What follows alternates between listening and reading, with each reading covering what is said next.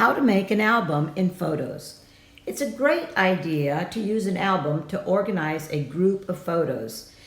It's easy, and it's a lot easier when you want to share photos from an event with someone.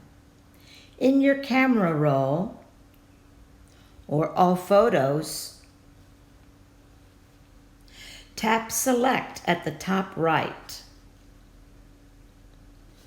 Browse your photo library and tap the photos you would like to place in the album.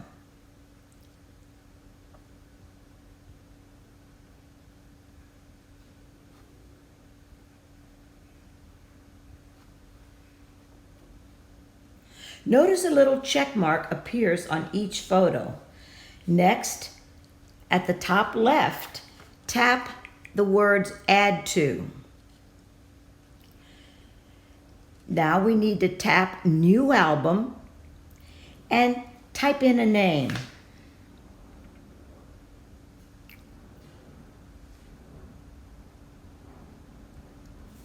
Tap Save.